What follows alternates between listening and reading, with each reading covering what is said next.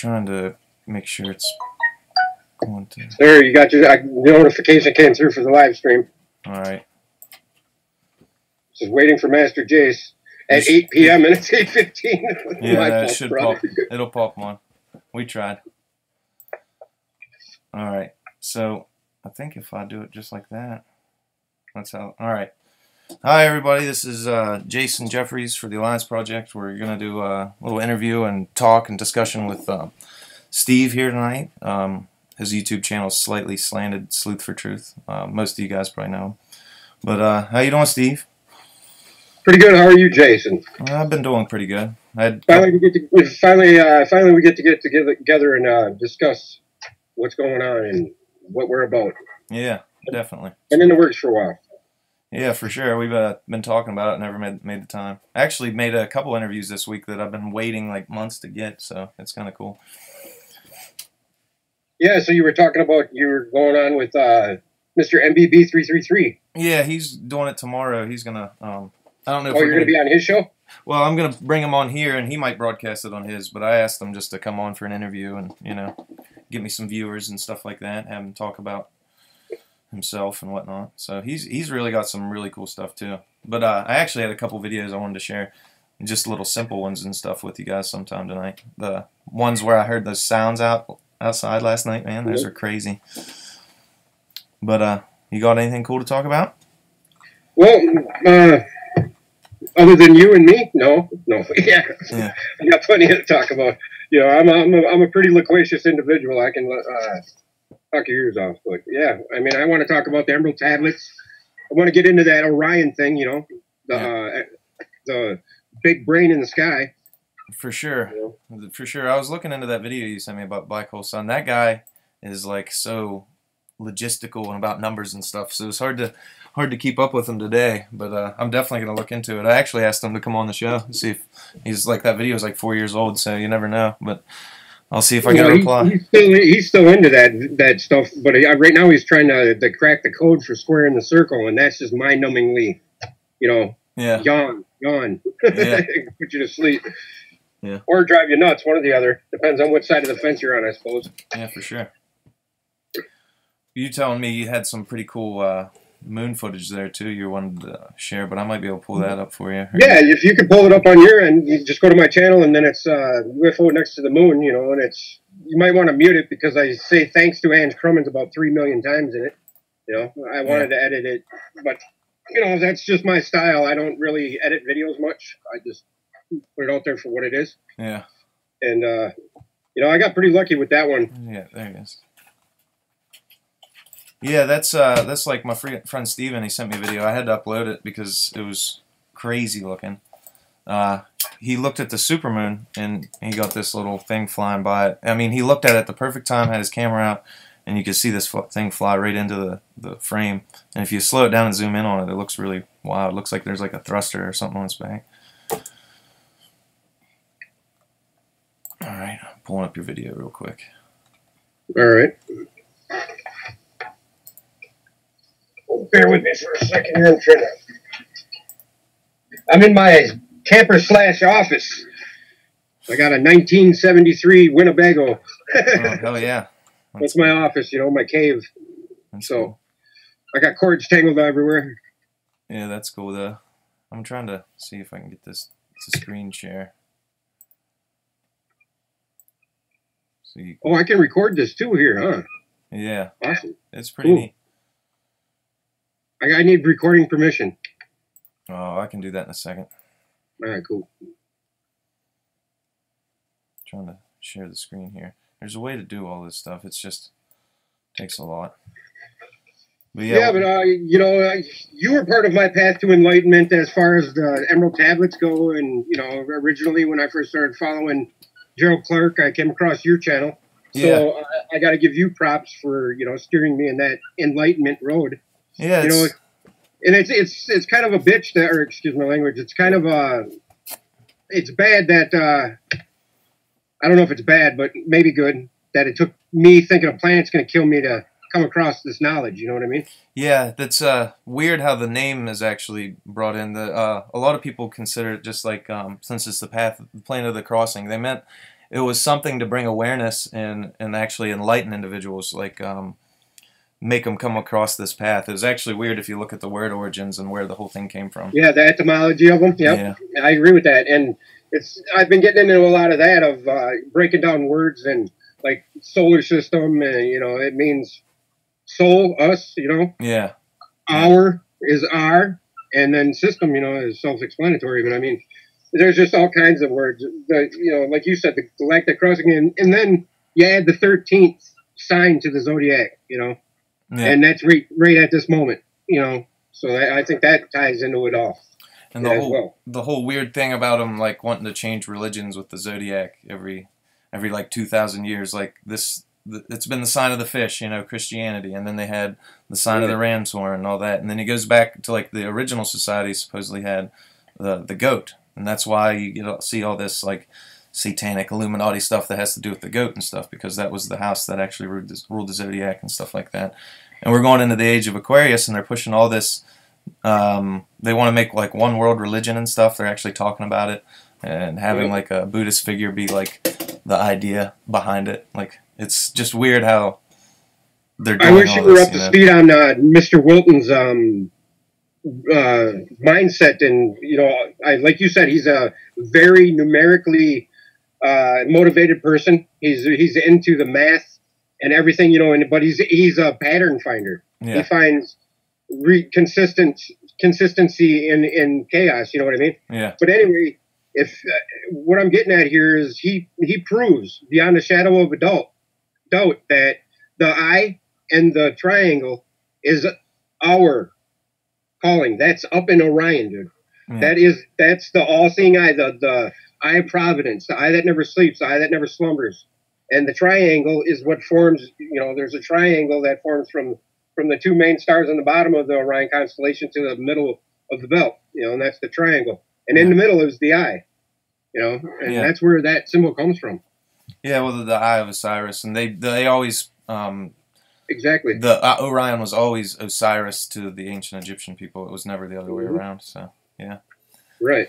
The codes are everywhere too, man. I mean, they point right to a specific time, like 10,900 BC. Like all of them point to constellations at those times. All the sacred sites around the world, it was pointing to a specific time. So even the Hopi Indians built their edifices or their buildings in coordinates. Yeah. With Orion's layout. Yeah, it's wild to see that correlation and stuff. It's like they're trying to tell us something, without telling us. They have, and they don't really need to, because I think it's ingrained in our DNA and our cellular memory, I guess you could say. Because as soon as I heard the word Nibiru or Planet X, it just triggered something in me that I had to find out what it was, and it's led me to this and to. Just more and more awakening, just this road that never ends. And that's what Thaw states, right? That we must just ever seek more knowledge. Yeah. Because the more you gain, the higher the mountain gets. And we must climb and keep on climbing. Exactly. And, that's the gist of it. And a lot of it is, I believe this plane, is it coincidence that we're on the third rock from the sun and we're in the 3D?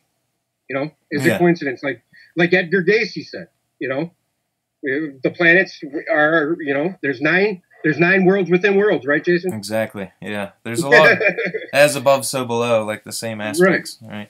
But you can't forget as below, so above. Exactly. Because that's where our enlightenment path is. We're below, we're going up. Yeah. It's the whole idea behind Hermetics and stuff. Like when you start just looking into the Hermetic principles and things like that Thoth or Hermes, however you wanted to look at it, was teaching. It was the same. It was just like infinite truths. Like no matter how you look at these or apply them to anything in your life, and they're true. Right. They stand true.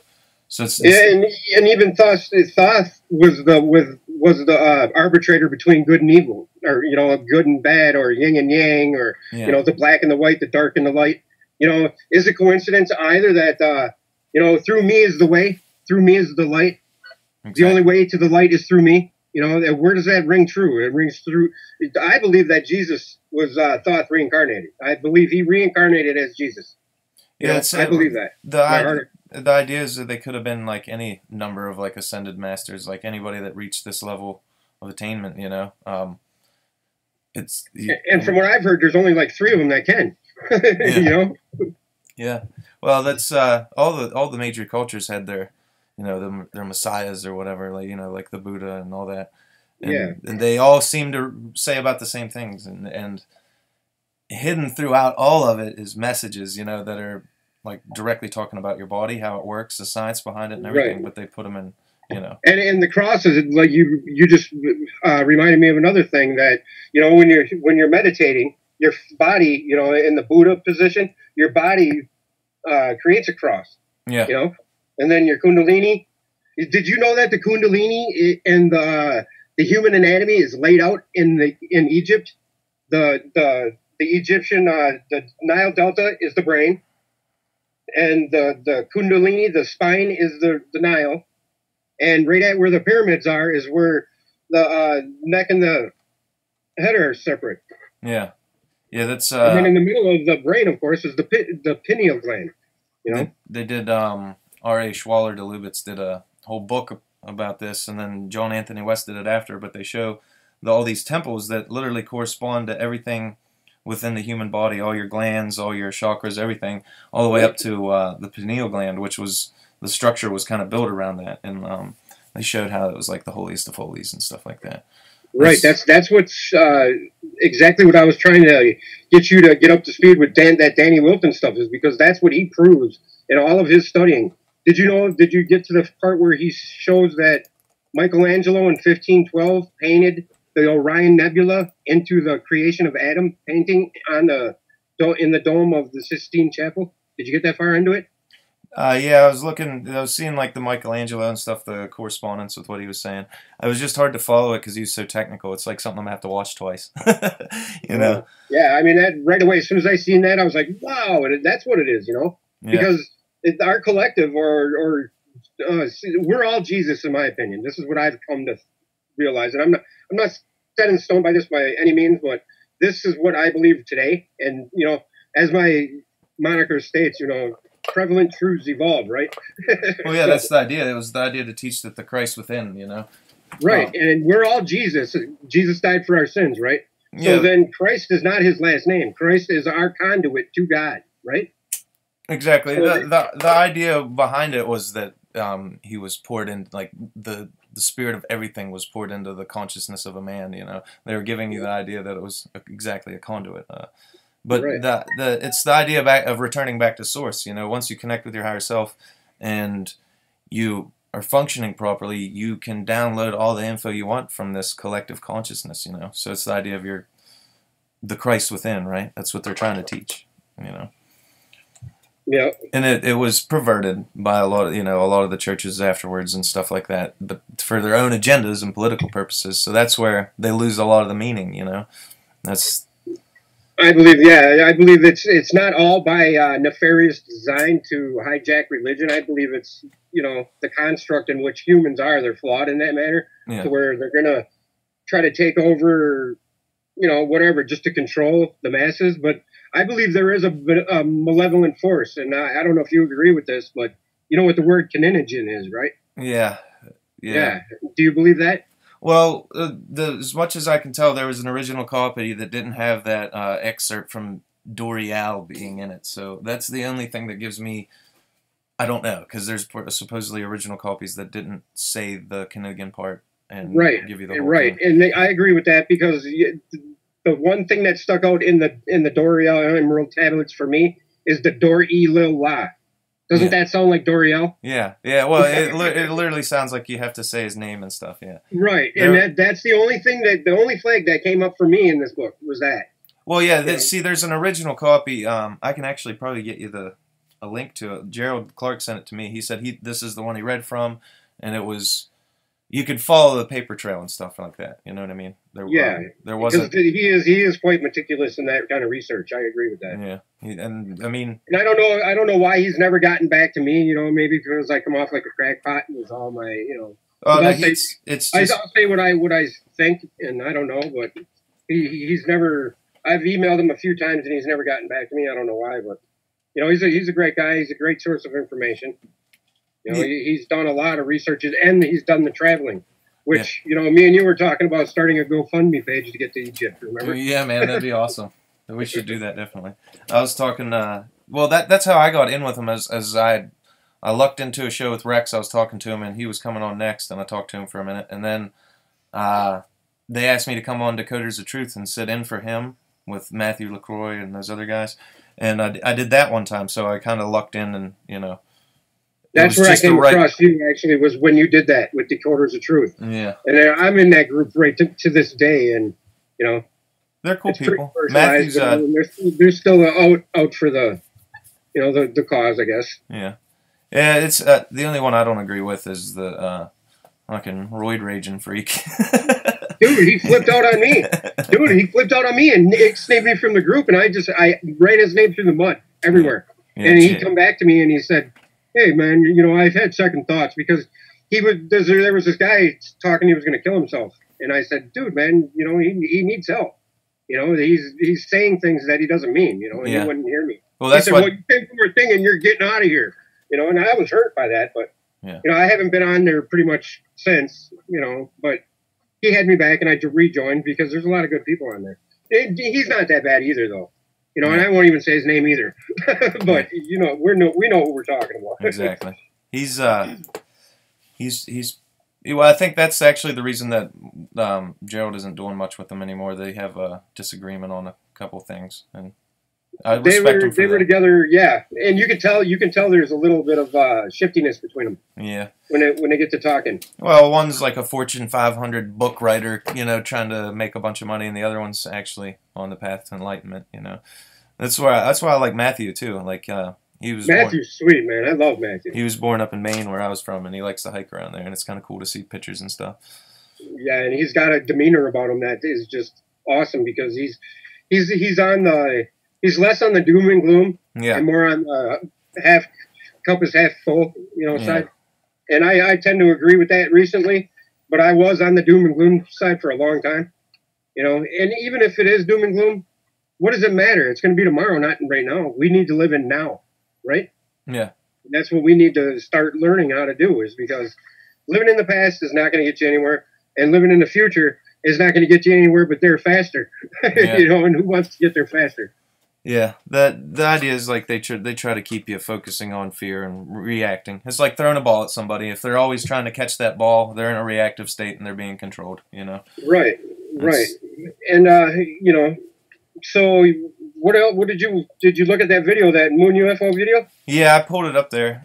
Showed them. I was just letting some videos stream by and stuff while we're talking and things like that. Give people stuff to look at.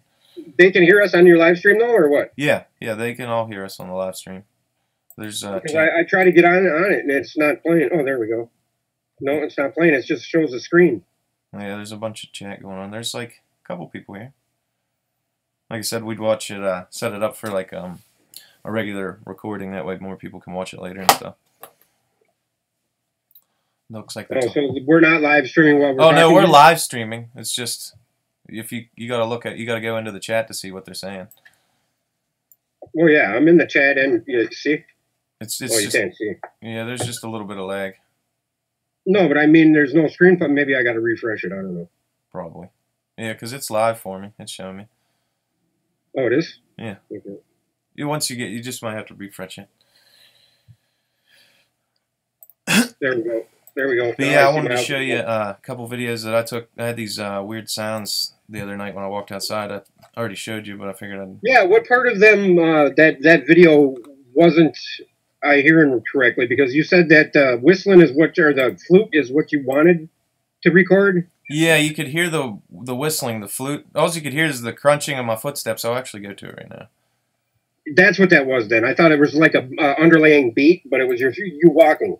Yeah, that was just me walking. But I'm gonna go ahead and pull it up now.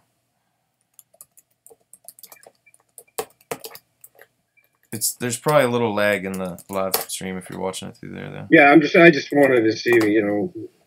All right, cool. There's only 13 people watching.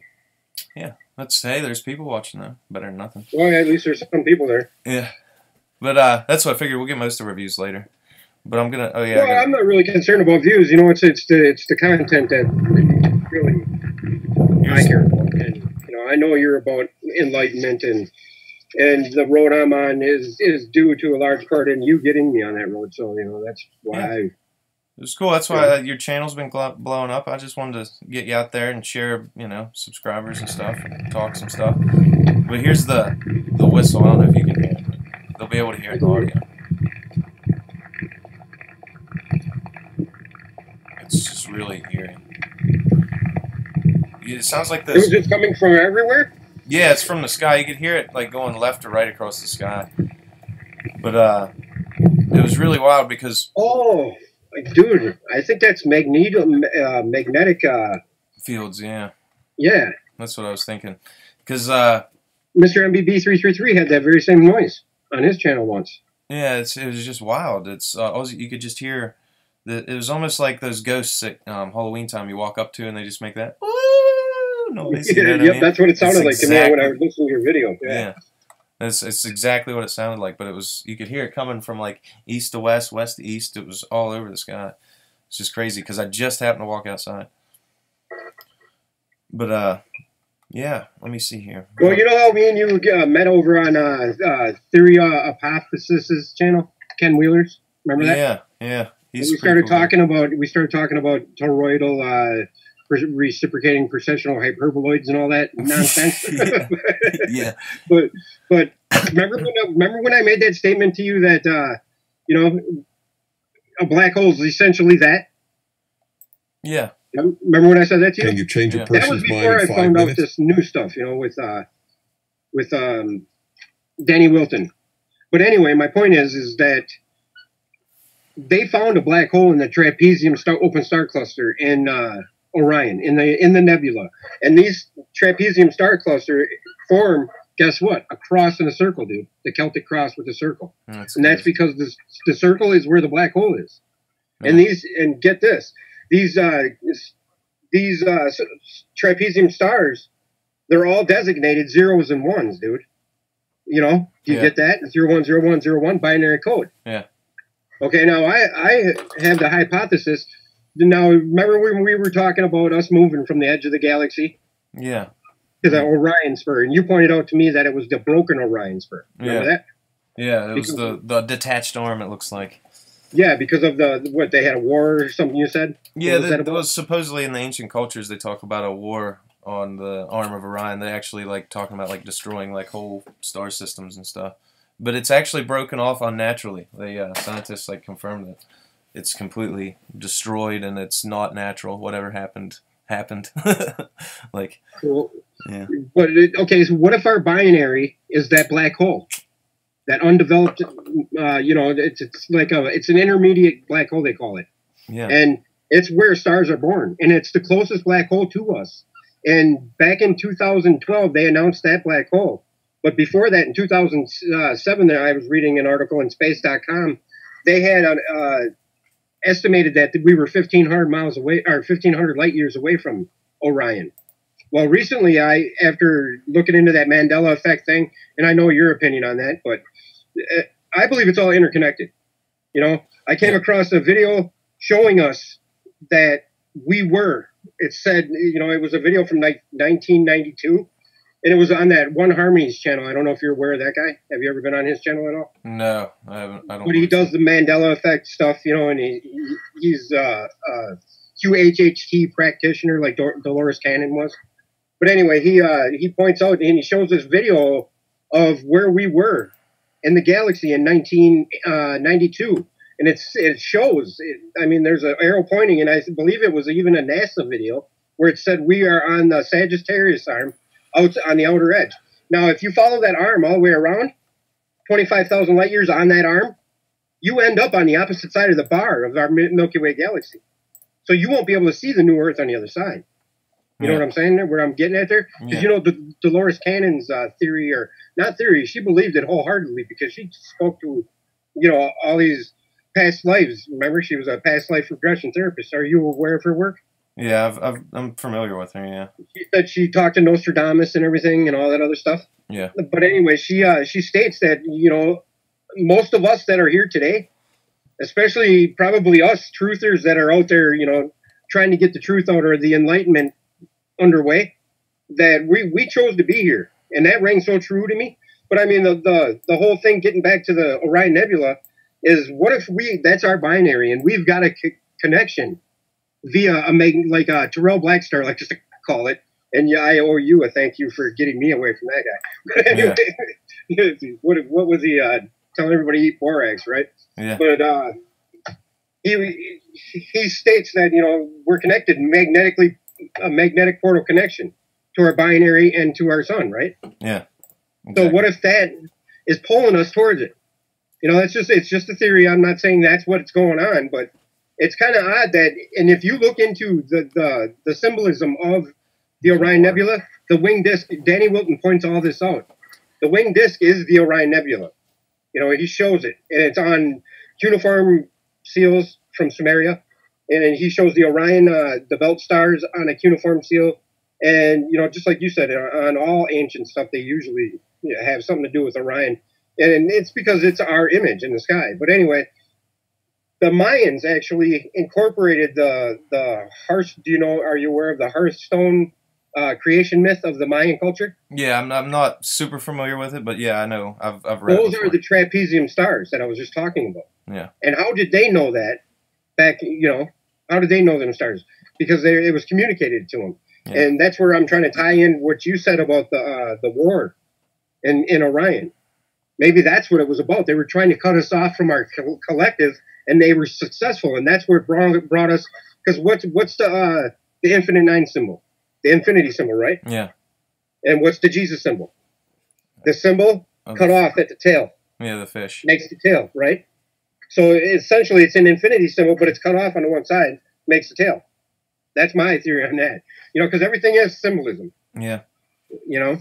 Yeah, the symbolism is always, it's an interesting thing. That's like when you can tell that, like, there's this lost civilization that passed on so much of this knowledge to us because, you know, all these ancient structures around the world, they were like things built on top of them. They were trying to replicate and do what they were taught and pass on what they were taught, but they couldn't do it in the same means, you know. Like, well, what about Graham Hancock's the Göbekli Tepe?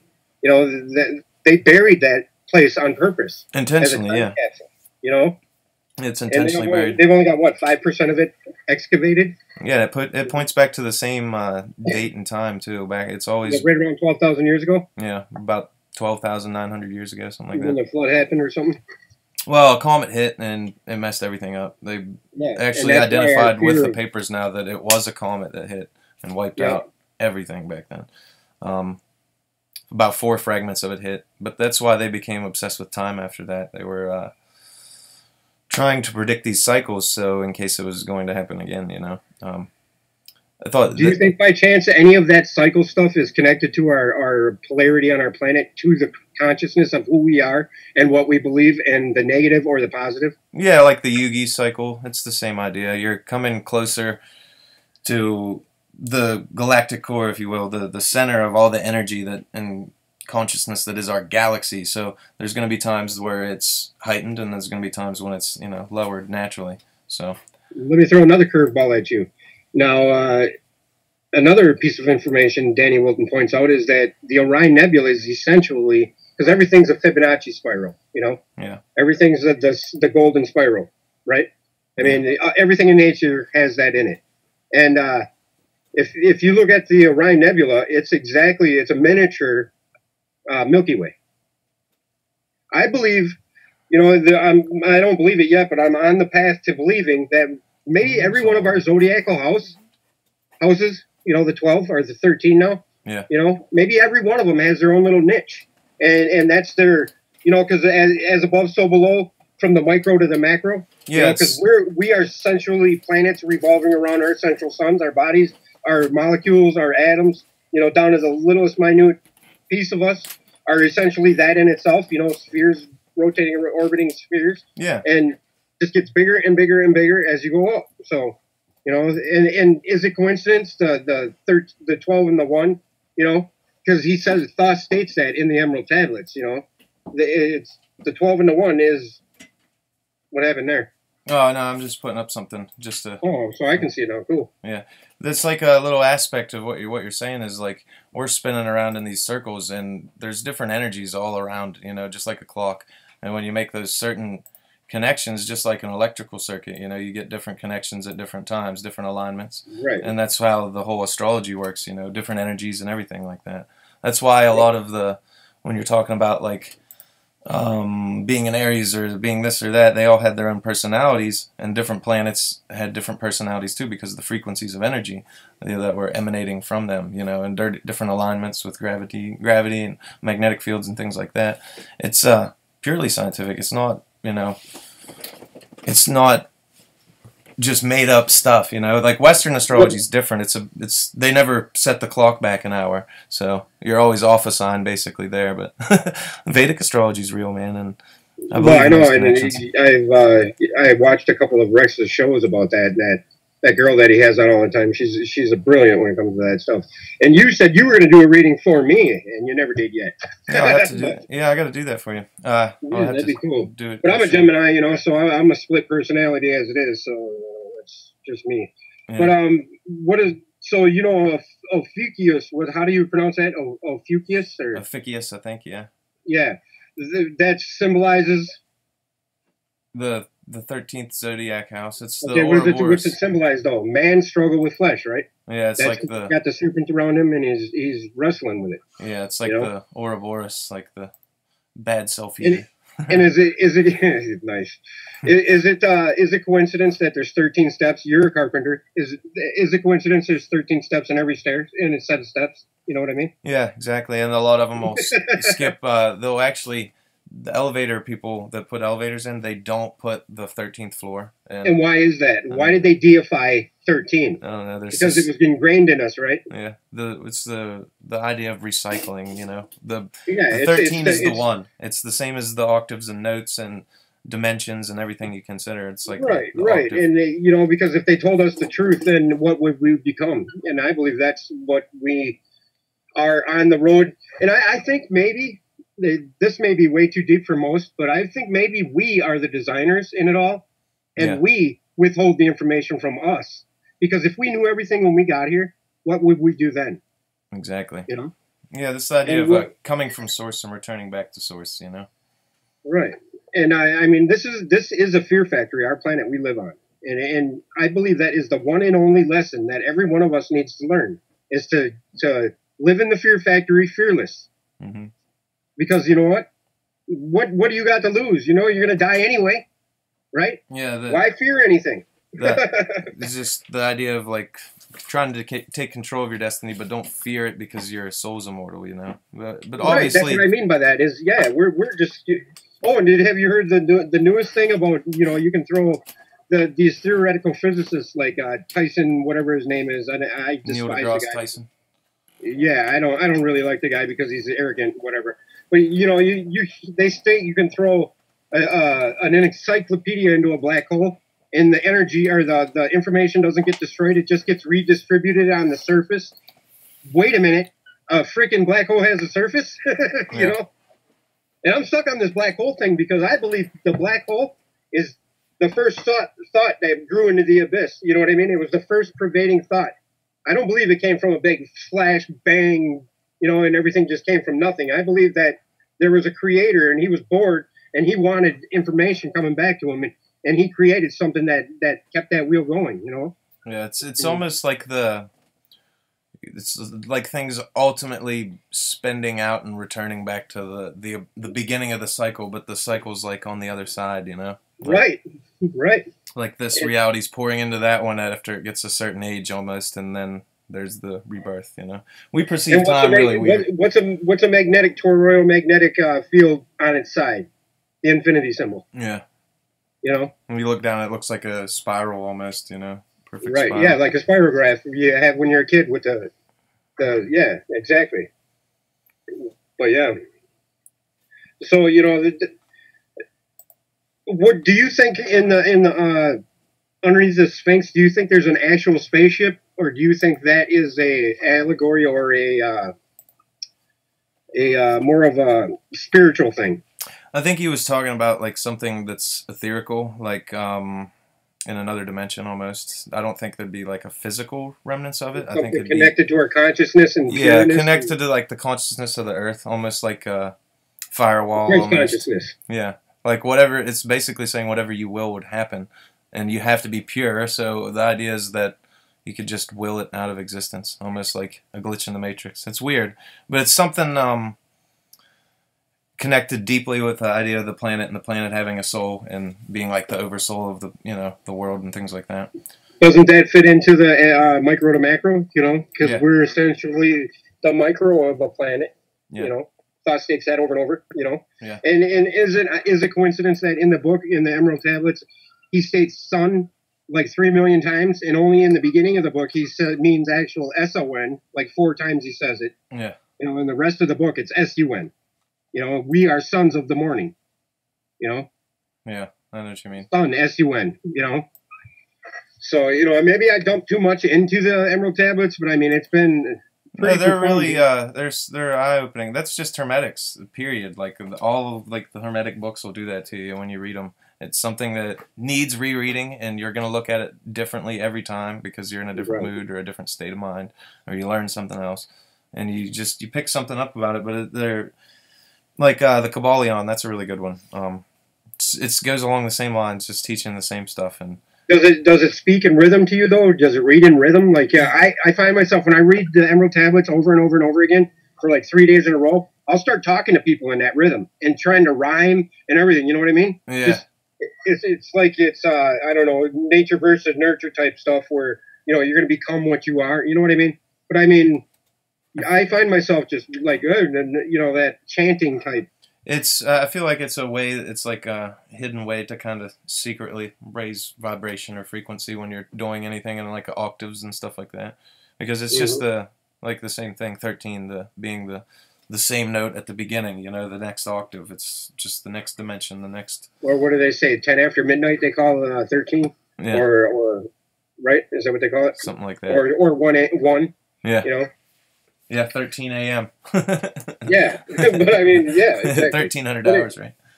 So, do you believe that the Galactic Cross, Nikola Tesla's ghost, and Randall Carlson, was it Randall Carlson? No, it was your guy. What's his name? He was big into it. What's his name? I'm trying to think. Nassim or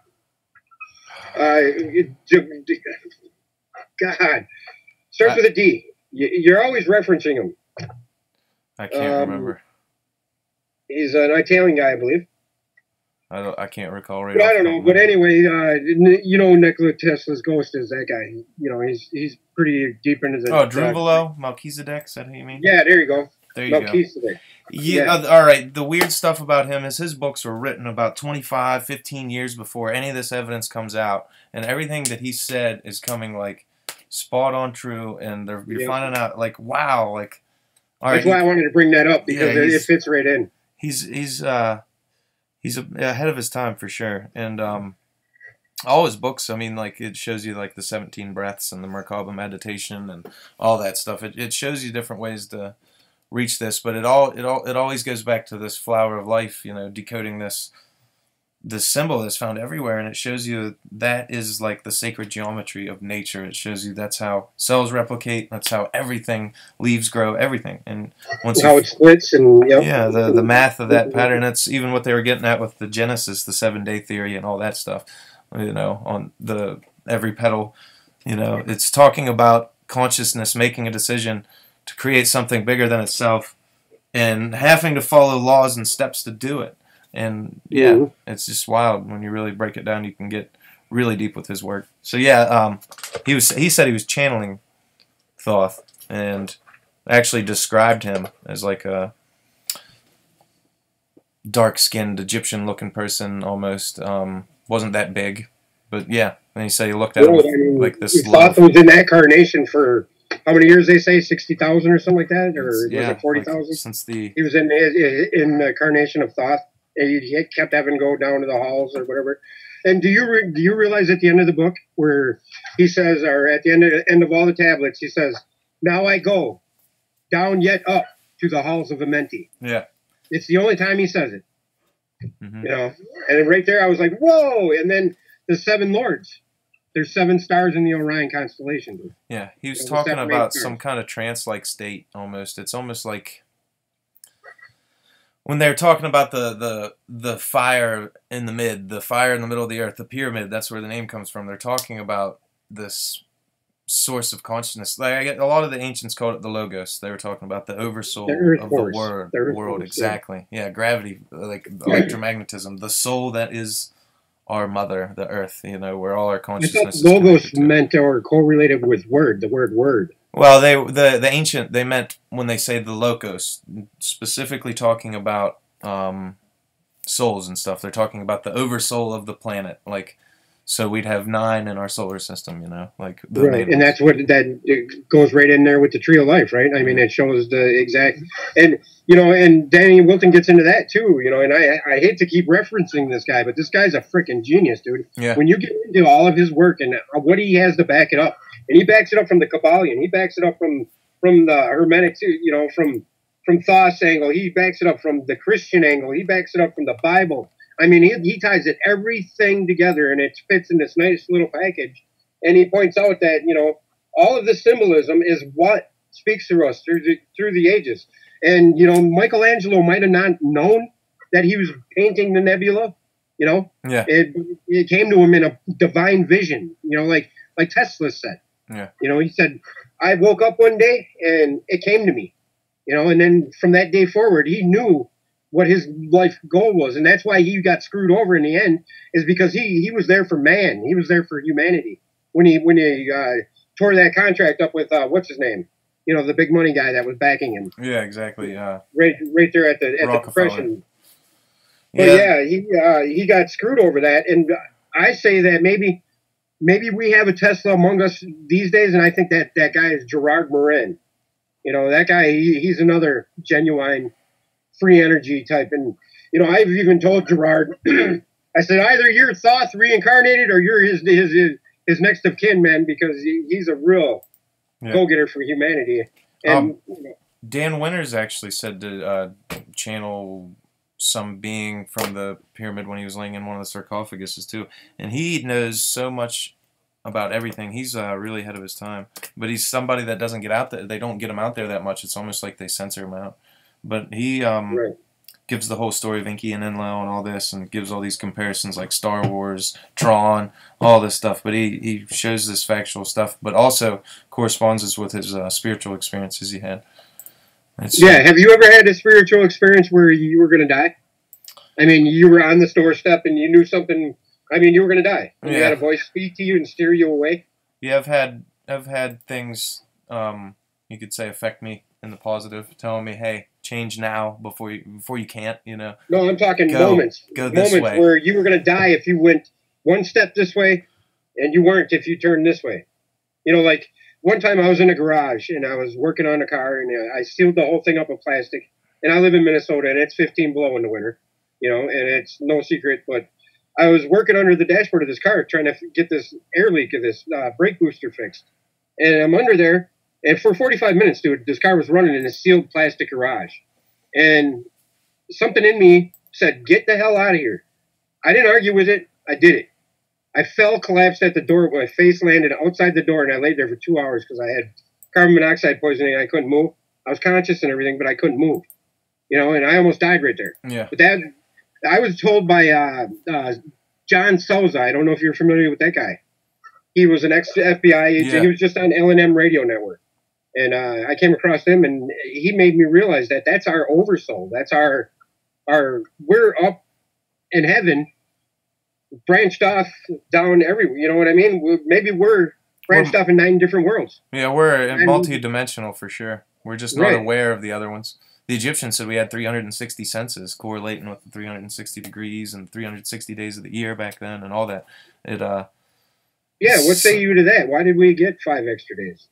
Well, there's something going on there. I believe it was, you know, probably when this comet hit us or something. Who knows? Like I feel like it was inaccurate. They carried on this calendar for a while, and then they decided to make it more accurate. You know, because they started the Gregorian calendar. You mean? Yeah. Until they subjugated it to a Gregorian calendar or the Roman calendar. Yeah, I mean, you know exactly where you were each day in space, and everything was perfect math and like symmetrical. Like you go 1 degree each day, each part of the year, and that's it. You'd know by what time of the day where you were in the solar system because it's simple, you know. It was all matched up.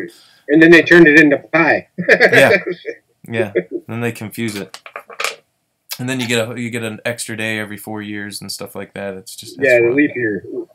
Yeah, something unnatural happened for sure, or natural. Like something hit us, but it knocked us off our natural cycle. You know. Yeah. Okay. Now the giants. I just did a video on the giants that were found in Alaska and the mound builders and stuff. Yeah. And I don't know if you have mounds around where you live, you know, but I have a park by my house. It's called Mounds Park, and they attribute it to the Indians' burials. You know, that the Indians buried their dead in these mounds. But now we know, like, what are the Cahokia? You know, those earth mounds. They say that there's giants built in them or buried in them, right? Yeah. Now, do you think that the giants were here when our planet was Tiamat, or do you think they were still here afterwards, or do you think they're the Nephilim? Well, that's where I think it comes from. They're talking about human hybrids between this progenitor species that was like full human or superhuman, and then the offspring with us. So their skeletons would need, you know, on a bigger planet would need more oxygen. They'd need a bigger bone structure, just like the dinosaurs. We find all these fossils about the dinosaurs, plate tectonics, all this. It's probably the remnants of the planet that was here before, all those millions of years ago, right? And we're the fossils, all these freeze-dried mammoths and things like that. They're feeding the sled dogs flesh that's froze dry millions of years ago because it was so fresh. Like that sounds like something that would happen like in space, you know, like the planet's destroyed, sucks back together in a vacuum, then we get plate tectonics. None of the other planets have them. I mean, the fossil records. Why would the animals be so big? Why would they need so much oxygen and such a correct? And how could they survive on Earth if they were that big? Exactly. Right, because the gravity would just be insane for them, right? Exactly. I mean, yeah. It would be too much for them. You know what I mean? Yeah, that's what I mean. But that whole thing is just incredible to me. I mean, when they show these digs, these archaeological digs, when these skulls are 3 times bigger than the guy that's digging them out, you know, then that just brings to mind the Jack and the Beanstalk, you know. And do you think that all of our nursery rhymes and stuff are really based in some sort of truth, and like unicorns and, you know, or the never-ending story thing that the kid flies around on, you know what I mean? That stuff was, you know, the dragons. We know now that dragons were probably real at one point, right? Or some version of them. The idea of these ancient myths. I mean, people invented languages and writing systems. They didn't do them to tell lies. They told them to tell important things because that's a feat in itself. And a lot of it's passed on from these older original progenitor race that passed on all this knowledge to us. And where the hell are they now? We don't know. But that happened. Like, that's obvious. That's what Graham Hancock, all these people can't agree on. Some people say it's aliens. Some people don't. But the idea that there's this lost civilization, the Atlanteans, whatever you want to call them, and the evidence is right there. It tells us. So if you put a little faith in it, and you're compiling all this evidence, and you just put a little faith in it. Not total faith, because faith means like a lack of proof. Down the river. Yeah, a lack of proof. We have evidence. So if you put just a little in it, you're good. And you see what the message is. And once you come to these realizations, you start realizing a lot. I mean, the headdresses on the Egyptians, they were elongated. Every aspect of it, like you think of it. The busts and stuff. Like, if a guy was going to sit there and make a clay bust of a woman's head, he's not going to get it wrong like that and stretch it out. Akhenaten had a little pot belly like he was pregnant, and he had that long, beautiful face. Yeah, I mean, he was a man, and he was the one that they deified in what? They tried to erase in his memory from Egypt, right? Exactly. And it was because he wanted to change the religion back to worshiping the sun. Yeah, monotheism. And it looks like it was exactly sun worship, you know, but a lot of it gets kind of controversial because people don't know. They don't know what this thing is. You know what I mean? It's a fucking disc in the sky, and they have no idea, and that scares people.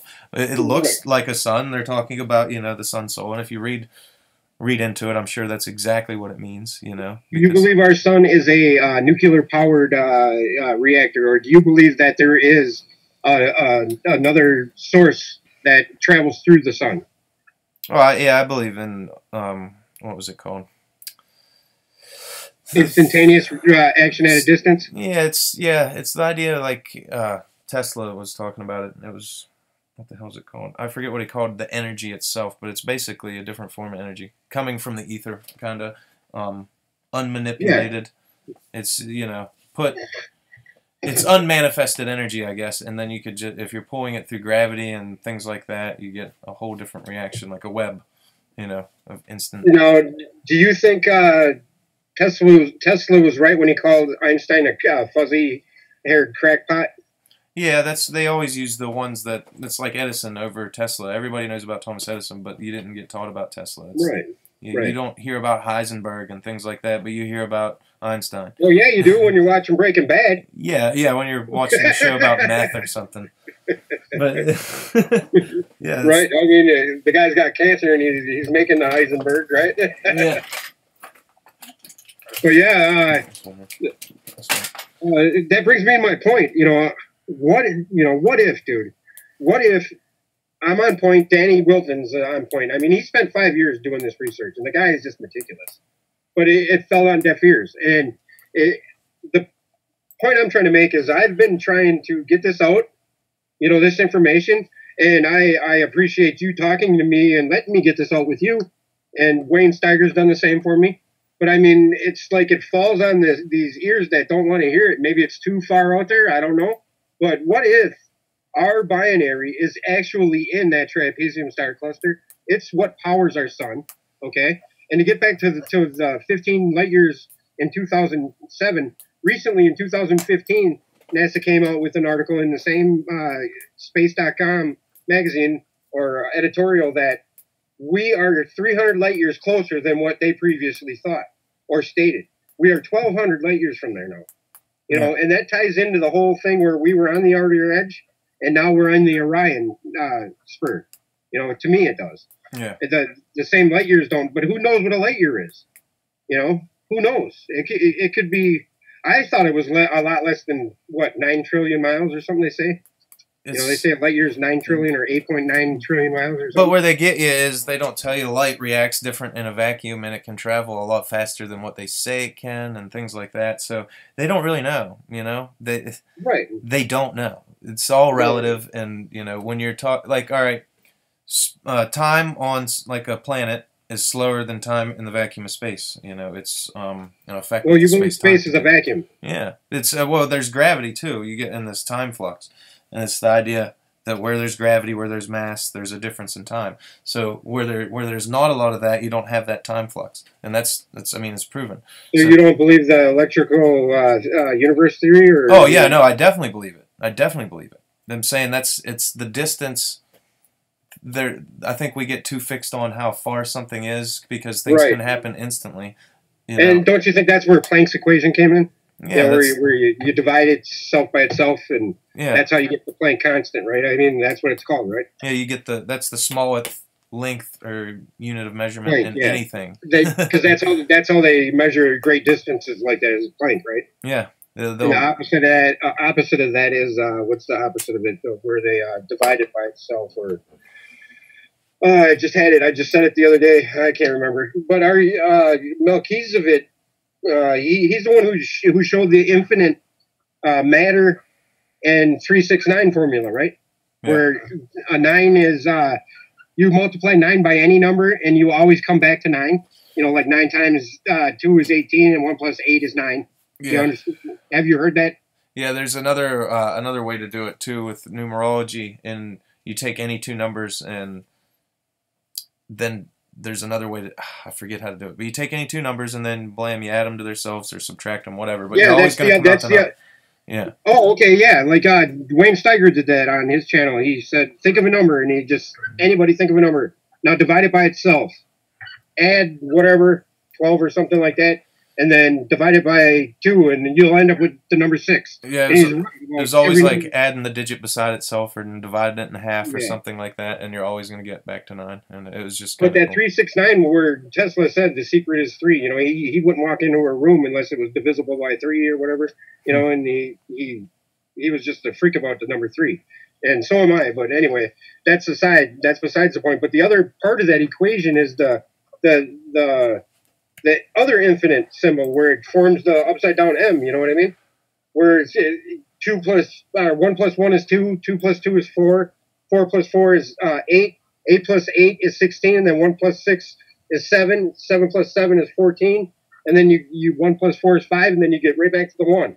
Yeah. And it just boom, boom. And then it forms a complete circuit. You know? Yeah. So that's an infinity symbol. And then the other infinity symbol forms a flower of life or a toroidal field. Yep. You know, or, Well, and that's what makes the go, I think. But I don't know how to apply that, of course, because I'm just a freaking stonemason. Yeah. You know? Yeah. When you divide the circle into certain lengths, no matter how much the length, it's always divisible by 9 and things like that. It's 3, 6, and 9, you know. It was the idea Right. of, you know, coming from a human level to a divine level. Even little John knew it. You know? And I think that's to the wall. and I think that's what they meant with a lot of the 923 symbolism too. Is 9, 2, 3, literally like taking 9. Yeah. What say you to all that date setting, and what's your opinion on the whole Nibiru constant now? And do you still believe that there is a planet, or do you think it is more of a conceptual thing, or you know, because there's something afoot in the skies. You can't deny it. No, it's the idea. I definitely think, you know, the people, if you just look at the research, you know, like Robert Harrington and all the people, they found Right. this thing, it was coming in, they did videos with Sitchin, they did all this stuff, and then the guy mysteriously dies. They have all the telescopes, all the stuff's there, the IRARS scan, the Pioneer, the Voyager, it's all proof. Yep. There was public knowledge, and then they freaked out about They it. buried it. Yep. Yeah, so who knows, like, we're just shrouded in truth until we can really see it for ourselves, but they got holograms and all kinds of shit they're doing. They're chemming. I think, honestly, the reason they chemtrail and stuff like that, other than the good reasons, you know, because climate change, they're trying to fix what they're fucking up and stuff, but other than that, I feel like they're trying to block out rays from the sun, you know, because they're all these cultures talk about how you got energy from the sun. Enlightenment, you mean? Yeah, that's how you reach higher levels. Higher levels of We've been consciousness. talking about this before, right? Yeah. You've never heard that out of my mouth, but I've been preaching that to everybody lately. That they are cutting our consciousness off, because sun gazing is actually sun grazing. Yeah, you know, you can sustain your mind with the sun. Well, that's how we get energy. It just comes from carbohydrates, which is just light trapped inside of a plant. And no matter how we do it, we're getting it either first hand or second hand. And once you release that inside of yourself, it's the same thing. We used to know how to breathe, they said. We used to be able to breathe in sunlight, they used to say, and it was a breathing technique, and that's why they teach you that stuff in meditation. But yeah, that's the idea. They're trying to, if they lower your energy level, then your consciousness can't exist on higher energy levels. So there you go. So the more... So that would explain why the Schumann resonance is skyrocketing, is because there's a Birkeland current or a magnetic portal connection from our soul, you know, which is the sun or the conduit, because, you know, the kundalini or the flower or the tree of life that you were so rightly pointed out, it shows that direct path from the crown through the sun to us, the earth, which is the root, you know, right? Yeah. It shows that direct, and it also shows the paths it takes through all the other planets, which are the branches, you know, the 9. But it shows the direct path from the source, central sun, and, you know, I'm beginning to believe it's that black hole that's in Orion, because, you know, there's just so much that points to it when you really do the looking. And, you know, and you look at the symbolism part of it, where, you know, Jesus on the cross, when he's nailed up like that, it correlates perfectly with the flower or the tree of life. You know, the angles down to his feet being crossed at the bottom. Yeah. You know, same with all the really, really important Buddhist depictions where he's got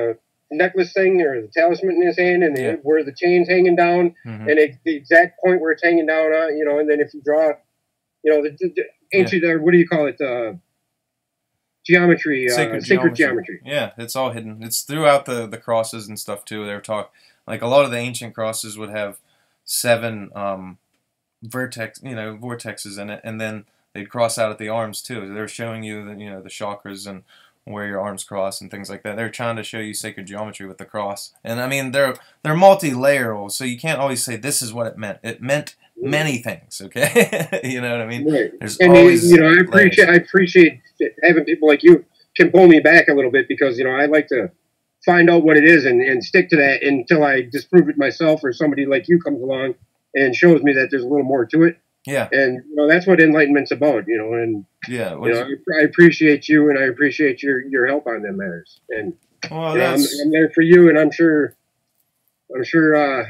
you will be for me. And it's just wonderful that we can enjoy this together. And it's sad that it takes us thinking a planet's going to kill us to get to a certain point in our enlightenment. Because just 3 years ago, man, I'm going to admit to you that I was just about stars, bars, and cars, and I was going to go get mine, and I was going to get it quick. Yeah. Well, that's the idea. Is this the whole time when you look back at it? I mean, they even tell you about it in like some of the ancient books, trying to teach you about this planet of the crossing. They were actually talking about this worldwide epidemic, this thing that would happen that would cause us to have to raise our awareness and connect as one and become one. It was the idea of reconnecting back with nature and this planet of the crossing of consciousness. And it's kind of weird when you look at it that way too. But then if you look at the facts, it's all there too. So like everything, it's as above, so below, multifaceted. Here on Earth, such is my quandary. That's why I just pose those questions to you. Exactly. And that's it. Wayne Steiger put it to that precise question today. That maybe it's the ones that do raise their consciousness or their vibrational frequency enough to where that's the next seed, to keep the human race going. Exactly. Maybe that's just enough people to keep it going, for the next.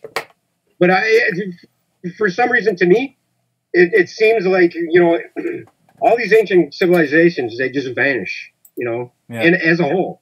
The Easter Island culture, they were part of another culture, I'm sure, but they all branched out from Atlantis. You agree with that, right? Yeah, exactly. They were all the Mayans, the Aztecs, and whatnot. Yeah, there was a collective society at one point where we were existing on higher levels of consciousness, and whatever happened back then, they say the comet hit, that made them spread out and teach and pass on what they learned. And that's why it seems simultaneously. That's why all these things, all these cultures that didn't meet each other had things intertwined in them. It's because it was taught from the same progenitor race. That's the whole idea of what Graham Hancock and everybody's that's fighting the mainstream is telling him. There's a hidden lost race. We can call them the Atlanteans. We can look at things, whatever you want to call them, but that is there. The evidence is abundant, and it's very true. They were the progenitors. It shows you that it doesn't take aliens and stuff. It shows you that. That was my next question. Was Kubla Khan? Exactly. I'm not saying it. I'm saying that we can believe that humans could have been innovative enough to maybe come from another star system or a planet itself. Right. We don't have to necessarily take aliens into consideration when we look at the stuff. We need to see ourselves in a higher view. We don't consider ourselves knuckle dragging idiots, and then some higher being came along and fed us a spoon of knowledge, and we enlightened ourselves from that. Exactly. You're saying that we were probably half on the road, right alongside them. Exactly. Do you believe that they manipulated our DNA at some point? Yeah, I really do believe that. You do believe that whole... Yeah, because we have conflict within us. Like our whole... The more you understand about people, the less you understand about your purpose and place here, because we're not in connect with nature. We can't, when we look at these ancient civilizations, we can't even understand or begin to even think of like what it would be like to live then, because we view things from our commercialized eyes. We don't see it as how they were connected with nature and arts and their masculine and feminine sides and everything. We don't see the esoteric. We don't view it like they did, because they were connected. They were on the right path. And it seems like we're being subverted with this, like something non-humans controlling it, almost, Yeah, I agree with that, and I think that has to do with the kininogen factor, and they used to say that was how they figured out who was who. When a man was going to take office, what did they do? They made him stand up there on a podium and say the word kininogen, and if they couldn't pronounce it, they were beheaded on the spot and done away with. Yeah, that's the same. You look at the ancient cultures; they always said there was these reptilian overlords and things like that, and all the ones that demanded blood sacrifice had that. All right, and all the other ones like you basically had inward or outward. And these civilizations that did that with the blood sacrificing were always really brutal and almost like thugs compared to like the Egyptians and things. You're talking like Apocalypto. Exactly, compared to where their main thing is like eating DMT and reaching higher levels of consciousness and building free energy machines that like enlighten the whole. Like you're just blam. It brings your whole energy level up. The pyramids were multifaceted like that, but it's just we've disconnected from that so much that we can't even realize what it is, or we're conflicted about ourselves. So I believe there is definitely a manipulation somewhere. Do you think they're down in Antarctica? It's hard to say, man. It's really hard to say. I think there's something weird going down there. Like you can look and see the pyramids and all that, and it's unexplored. It's uninhabitable. If I was going to hide on somebody else's planet, that'd be the place to be. Right? It wouldn't be in the refrigerator. I mean, it's perfect for them though. Like it was off the maps till like the 1800s, 1850, something like that. Well, shit, it's still off the maps. So according to governments, they won't let us on there. Yeah. You go down there try to explore that damn place, they won't let you on there. It's like the most locked down place on the planet. You can't fly over it. You know what exactly. I mean? Yeah, well, they don't want anybody down there. And then when you look at the Buzz Aldrin thing and all that, I was going to bring that up. Have you seen him recently in the interviews, or when he's standing next to Trump when Trump was talking about space and the looks on it? I mean, I did a video on it. Yeah, the dude just looks like he's pissed off, dude. Yeah, he wants to say something, and all his buddies are dead. They killed like 13 of the people that went up there. Like my favorite thing was like this Apollo 20 mission they went to. It was off the charts and stuff, but they show you the patches. Like Russia, the KGB confirmed I've never it. Even heard of that. And they found this while they were surveying it. They seen this ship up there. You could see the gold. There was gold everywhere, and they were even messing with the refraction, making it turn it to green and stuff. But you can get it back to its natural state. And they landed near this gold, this big. It was like a weighing station for gold, man. And you think about where Fort Knox gold went. Well, you think about gold. Period. Why would gold? Well, yeah, it's superconductive. No, it's superconductive, period. And it's like the most valuable thing that you can have when you're conducting energy, things like that. I got you. Yep. So why would our money system be based off of it like that everywhere? That's like the only thing that's real, unless they're using it for something. You see, it's a precious metal and commodity because it is used for something. You know what I mean? And that our whole enslavement's based why would any primitive species attach such importance to a freaking metal that they have to toil out to get out of the ground? And it do them no damn. They couldn't eat it. I agree with that totally. And I've wondered that before I even came across any of this Anunnaki stuff or any of this stuff. It all goes back to gold, man. And you just think, well, right there it is. And even to this day, they're saying get rid of your fiat currency and buy gold. Yeah, it's the truth though, man. It's something that it holds true. Like you're thinking of like it doesn't tarnish. It's timeless. It don't matter if you set it at the bottom of the ocean. You can whatever energy. Plus, you can eat it apparently, and you can live forever. Yeah, in a single atom form, it's a superconductor. Monoatomic, yep.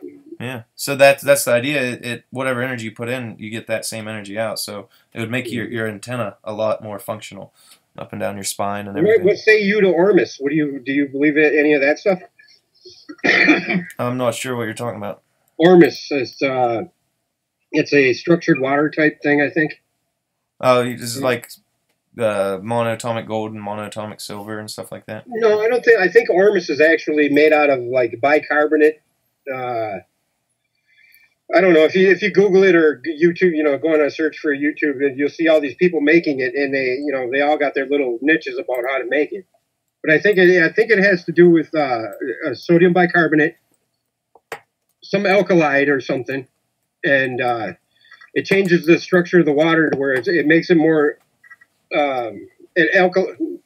makes it more of an alkaline substance, more so than what I can't remember what I'm trying to remember as I'm talking and it's not working. Blame it on my ADD. They're the fountain of youth, is what they're calling it here. Well, no, Ormus is more of a you feed it. They've shown studies. It's like that one that Japanese guy that isolated them glasses of rice, into the dark rooms, and then he swore at one glass.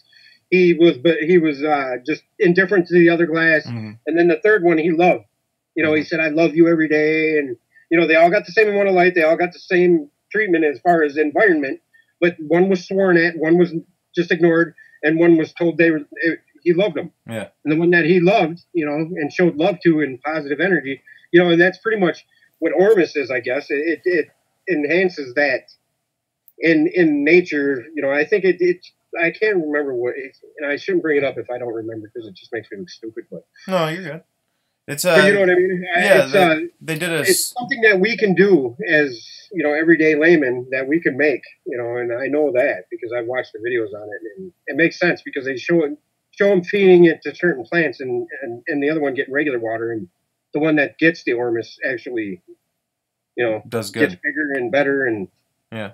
That's it's kind of like the snowflake experience they did. They froze water, and they would say something to the glass, or they would write something on the glass, and the snowflakes would have this perfect sacred geometry and everything if it had a good positive word. But if it was a negative word, it would freeze real blotchy, almost like sleet or freezing rain, and it would look really ugly. And that video was called "Water Has Memory" or "Water is Programmable." Yeah, I think what it was called. Yeah, it's our body. I mean, like a whole. It's essential to life, and you think about that, and it is nothing but like a medium, a conductor. So, yeah, it's just taking the energy through it.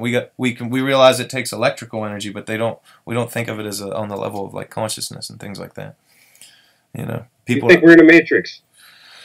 Well, when you get into that quantum theories and stuff, there's two options. We're either in a matrix or we're a part of a collective consciousness. So you can't believe both if you think about it from a scientific standpoint. So they're both valid. I think we're a mesh. I think we're in a mesh. I think we're what we are, and it's like the old adage, life is what you make it. Yeah. So. Well, I believe that you could dull our senses like a matrix, but I don't believe that we're really in a real matrix, because I feel connection to people and things like that. I believe in a collective consciousness because, I mean, microbes, single-celled organisms, they'll move around and they'll move away from heat and danger and find proteins and stuff. But once they get together, they actually have a collective consciousness, and they move as a group and they think as a whole, just like the cells in your body do it. Your cells aren't aware of your thoughts, but it's a part of you and it's doing its job. It's the same idea, just on a bigger scale. It's like the 3%. Yeah, it's the collective. Or the 100th monkey. I have a wonderful person that I met recently that she's pointed out to me, that 100th monkey study where, the potato washing thing. Yeah, exactly. And it caught on, and it all of a sudden all the monkeys, even the ones on the other island 300 miles away, are doing it. They're washing the potato because it got sand on it.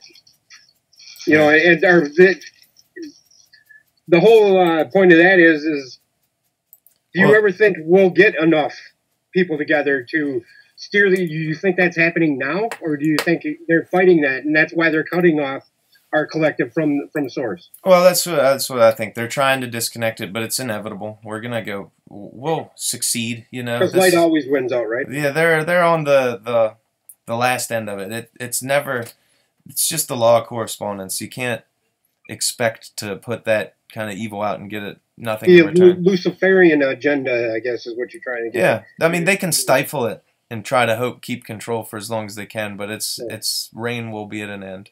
You can see that. Do you think that the culmination of it was the Pedogate thing and all these evil things that are coming out, or do you think that's a sideshow or a distraction, like the geopolitical situation right now? No, that's a real thing. The more about like the Pizzagate and the pedophilia and stuff that leaks out, the more they're going to have mass shootings and other things to draw your attention away from it. That's all. Mm-hmm. Because the internet, they're trying to censor the greatest thing ever. That's where I the can fake upload news this from my living room. Right? I don't need any permission. I can say what I want, and that's worldwide. And there is a form of censorship, but no matter what, there's going to be this underground, this information. It's going to spread, and the truth spreads like cancer. It goes everywhere, And the more we expose it, the more the other stuff's going to happen. The more they're going to try to subvert us and keep us controlled.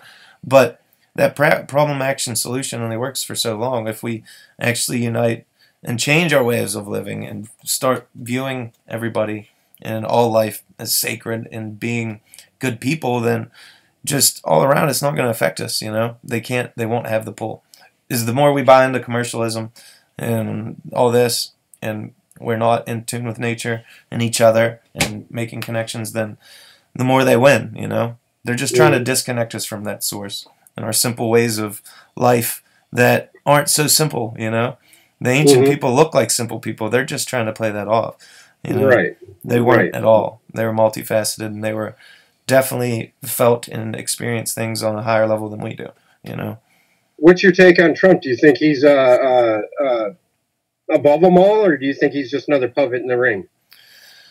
Well, I feel like he was he wasn't a puppet to get in there. Honestly, no, I agree with that. I believe that they can manipulate him just because of how he is. But other than that, I think he's going against their agenda and messing things up and trying to do what he can. But they can always manipulate that and sidestep it or use that against him. So. And you're talking the hidden hand. The hidden hand, exactly. Yeah. Whatever's been controlling the shifters or whatever. Now, do you think Princess Diana was killed because she saw what the royal family is? Well, I think that she was killed because she had a Muslim baby in her belly. I don't think they wanted. Oh, really? They didn't want to pass. They don't want to pass the bloodline on to like a mixed, Arabic or even put up with that scandal. Yeah, I didn't even think of that, dude. I never even heard of that before. Yeah, she was pregnant with Muslim baby. Dodi Fayed's kid. Yeah. The one that died with her, right in the limo. Yeah, so like they don't want to pass the Welsh bloodline on to, that's why kingship was passed to man. That was to keep these specific bloodlines that are. The gremlins are coming, dude, because of what we're talking about. Have you heard the glitches? No. We brought that up, dude. My computer's starting to glitch right now. Yep. There we go. They got us with the algorithms. But what do you think JFK was killed for? Do you think it was because of the deep state? Do you think it was because of the military-industrial complex? Or do you think it was because of a deeper reason? It was multifaceted. I think he wasn't going with the agenda, and he was trying to out the fact that he was trying to be bullied to go into the Federal Reserve. He loaned over $1 trillion to basically the American economy without making it repayable to the Federal Reserve and things like that. So it was tax-free, everything like that. And about 6 months after they did that, we were in the Federal Reserve. He spoke out against the corruption. The central banking and all that. Yeah, exactly. He didn't want it to be bought by a banking cartel. And so then why would they kill Marilyn Monroe too then? Because she knew a lot of secrets. She was messing with a bunch of the Kennedys. So she said she was going to expose a lot of stuff. Ear, right? Yeah. Yeah. There's actually a UFO conspiracy that goes around that even Stephen Greer got into, because there's a debriefing paper saying that she was going to expose some certain stuff. And yeah, one of her best friends actually brought that out after she got killed, or she was found dead. Yeah, right? exactly. I mean, yeah, like, Stephen Greer actually went and got the paper through the Freedom of Information Act, and there wasn't much blacked out in it. So do you think Stephen Greer is authentic in what he's talking? Yeah, I mean, they contact UFOs with doing nothing but like meditation and love. I got his app on my phone, actually. Yeah, it's like he's out in the desert, like meditating and just trying to show love and communicate. Maybe that's why and they come, and then helicopters come and chase them off. You tell me what? Dude, I do that. I actually do that, and maybe that's why I catch all these damn UFOs. And if you go through my archives on my channel, you'll see that I got a lot of UFO activity on my channel. Yeah, people are drawn to it. They don't know why they go out to record, and they do, and they feel like, oh, it's 1 in a million. What's the chances? And they always get it. There's something going on there. Some communicating. Right, and I'm not gonna lie to you.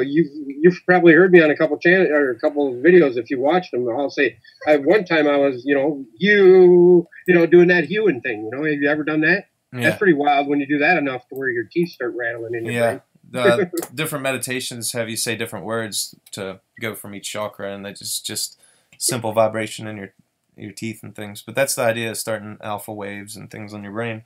That's why trance like dancing and DMT, all those things were used to bring you to a different enlightenment of consciousness. It was a different frequency. Your body breaks it down because it's in every plant. But if you smoke it or inject it, or you use certain roots that break down the thing that breaks it down, cancels it out, then you have these enlightened effects, But also, whatever you're putting out there is what you're going to get back. That's why these people that were worshiping the serpent gods and things like that and doing blood sacrifice, we're seeing all these serpents and demons and things like that. It's an interdimensional being. I completely believe with it. You've done LSD. Yeah. I've done plenty of it. Yeah. And I learned it was all about what your state of mind was. Exactly. What you're putting out is what you're going to get back. Sure. That's what you meant for that. Okay. Yeah. I agree with that totally. If you're putting out the darkness. When we were tripping on acid watching buses go by and they look like snakes, we were actually shamans, is what you're saying? Yeah. It's whatever you're putting out there. Whatever you're feeling, you're going to get back, and it's going to be intensified, you know? But I remember the MTC bus going by, and all of a sudden it turns into 50 MTC buses. It's like, whoa! Yeah, they actually call that ayahuasca when you're doing DMT. They always see a serpent, and it's either a mound of serpents or a big serpent, but it's like this friendly, motherly creature that comes to everybody. It's like a vision, and then they all have the same ones, and a lot of the ancient cultures depicted it as well. Have you ever astral traveled? Yeah, I've actually done what you could call astral projection or lucid dreaming, whatever you want to call it, out-of-body experience. Yeah, you were out of your body. You actually... Yeah, and a lot of the times I'll get the sensation where once I realize what I'm doing, I can't steer anymore, and I just keep going forward, and then I feel like I'm going to run into something, and I snap back to my body. But there's always do you think that's that jerk when you're falling asleep when you're really tired? You know that... Yeah. You know, yeah, your consciousness. It kind of feels good, but it just kind of startles you. Yeah, it's the idea, the same as the scarab beetles in Egypt. They represented the different points of consciousness in your mind, you know, your subconscious. You're the second person to say that when I brought that same thing up, dude. Yeah. That's that scarab beetle. Yeah, it's the cortexes and stuff in your brain. So your subconscious takes over, and, you know, your soul's just residing in a different part of your brain, I guess you could say. But you're actually, you know, the astral projection, there's always like a cord. That's like the same story you always get. There's always a way back to your body, and you know how to get there really fast. Yeah. Or like Thoth, you know, never travel in angles, always in curves, you know. And I don't know if you've seen that there was this diagram of how space can fold over on itself, you know, in circles. Yeah. And then you unfold it like your accordion. And then you got the angles in between those, and that's how that's how they describe time travel, is the angles, the angular part between the circles after you unfold them. You know what I mean? Yeah. And I think that's what Thoth was talking about. That's exactly what I attribute it to. For sure. You know, because that's what he was talking about in my mind, was how he could travel across dimensions into different time space and, you know, into the infinite. And man. Yeah, it's there was definitely multifaceted things he was talking about there, you know, dimensional and everything. But and when it got to the astral projection and out of body experiences, he was talking about way back then stuff that they're just now like starting to scientifically confirm and things. And I mean, no matter what, if you just ask people their experience with it, they're going to tell you the same thing. It's going to be similar at least. And right. Well, yeah, I had a near-death experience, and I never seen the light. You know, I thought I actually woke up on the operating table because I had my appendix blew up. You know, and I thought I seen my guts, you know, because they had to do exploratory surgery and take them out. But it wasn't until recently, 3 years ago or 2.5 years ago, where I had this epiphany that I was actually above myself looking down. I thought I was sat up, but that's impossible when you're having surgery because they put that thing in between you. Yeah. You know, that wall or whatever it is. But I mean, I had this epiphany. I was like, whoa. And after that, it opened up this funnel of just knowledge, you know, I don't know how to explain it, but I have stared into the sun recently 3 or 4 times, and it was by coincidence. It was on Sunday, you know, and I'm not telling anybody to stare in the sun when it's not at the horizon, because if you do it when it's at high noon, you're going to fry your retina right out of your face. For sure. But I mean, it was one of the most intense things I've ever experienced, dude. I mean, you see the magnetic flux coming off of it, and it like pulsates. It like sends you would a Morse code signal. You know? Yeah, it's like a download, for sure. It was, and it was pretty crazy. I mean, you get sun gazing. I always do it, you know, especially in the summer. Get out real early in the morning and do it when it's at its horizon. Sometimes it's even better to do it through, you know, trees and stuff like that, so you don't damage it. But you're supposed to increase it by like 8 seconds each week or something, like do a second a day. Longer until you get to about a minute, and then, you know, no longer than a minute. Keep your feet bare, stuff like that. But yeah, you're completing the circuit. I want to bring one more thing up to you. Remember when we were talking on the chat the other night, and I was going on that rant about the sand cartel and all that? Remember that? Yeah. What do you think about that? Don't you think that's stupid? Yeah, I don't even know what to think about it. Our freaking planet is 95% silica, dude. Yeah. Everything on our planet is sand. Exactly. And people are talking about they're digging it out of the oceans. That's why they, you know. Yeah. Come on, man. Yeah. Sand is cheaper today than it was 20 years ago. I know that because I'm a mason. I'm a concrete guy. Yeah. You know, I could go get sand cheaper today than I could 20 years ago. You know? It's like they think we're gonna run out of sand or something. I don't. Well, they see that's and then he shows us the excerpt. I'm not gonna call the guy out or nothing, but he does go on the fringes. You know, that's probably why his channel's so big. Yeah. But you know what I'm talking about. Yeah. He shows this lady saying, "Where did all my sand go?" And she's on the freaking coast, dude. You know, the tide comes and it washes away, you dummy. You know. It's taking my sand. Yeah, they got this big sand cartel with this big mafia guy. Yeah, you know, Yeah. It's just like, come on. Yeah, that's fine. And I believe all that shit is like, you know, and I'm not going to knock anybody's belief on flat Earth or whatever because it doesn't matter to me what we're on. If we're in a freaking pickle jar, so be it. Yeah. We're here together. Yeah, I'll agree with you, yeah. but I'm not going to argue with you. You know. Exactly. My point is with all that is it's just another mechanism to get us to interfight, to bicker about stupid shit when, you know, and to keep our minds off the real. Yeah, exactly. You know? So that's why I wanted to bring that up. Yeah, there's a lot of that. I mean, a lot of people get mad when I tell people, you know, that flat Earth's the same idea and things like that. But I'm not being mean or nothing. It's just there's obvious laws of nature and everything shows it without a doubt. There's no reason to doubt. Even when you bring the logic to them, like it doesn't matter if we're. You know, I'll agree with you. Okay, we're living on flat Earth. Can we get along now? Yeah. Well, knowing is not believing, or believing is not knowing. I want to start a Flat Mars Society as well. So. But like, it's the same idea, man. Are you trying to start another one? Flat Mars Society. But it's the idea though. They just keep you controlled, man. They keep you controlled that way. Period. It's so fear and confusion. You don't even know what the hell's going on, and then they're sitting back and laughing about it. That's the whole point. Is that, you know, with the internet, they get like an instant beta test over from one football game and one guy taking a knee or whatever. They get instant feedback across all social media, and they can pick out and see exactly how everybody felt about anything. So if they say, it wasn't like sending off a messenger pony across the United States to get the mail across, right? Yeah, like net neutrality, man. Oh, let's say something about that, and then everybody's going to talk about it, and we'll see how they feel. And if they don't feel good about it, we'll do it next year. You know, but if we're all about it, everything is owned by Comcast now. Yeah, it's look into everything. Everything Comcast owns it all, dude. It's like 6 corporations, and they're all under the same parent corporations. But yeah, Disney and CBS. Yeah, what happened to monopolization of capitalism? Remember when it was the opposite back before the 50s or whatever? You know, they said that you cannot have a monopoly. They were actually against it. There had to be diversified. Yeah. You know. Well, that's how they invented. That's how they made like parent companies and umbrella companies. That was okay. We'll name the company something else. We'll give it a different business license, and but the money comes back to the same spot. They just found ways around the law, you know. Mm-hmm. But yeah. Awesome, dude. How long have we been on now? An hour and 30 minutes. Awesome. Yep.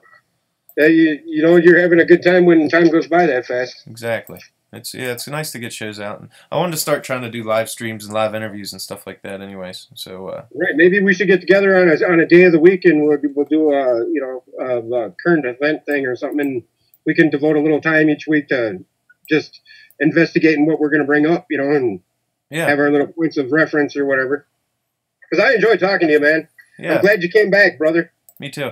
Yeah, so I couldn't find the time for it. My head wasn't in the right place, anyways. So. You know, I'm doing good now. Baby's coming. Good. I'm excited. Yeah. When's he or she? Do you know? It's a boy. I'm naming it Triton. I thought that was a cool name. Him, not it. Him. Don't call him it. Don't call him it in front of your wife or your girlfriend. It. Your wife? It's a boy. Yeah. Well, we're getting married. Is she your wife yet? No, she's my fiance, but we're getting married.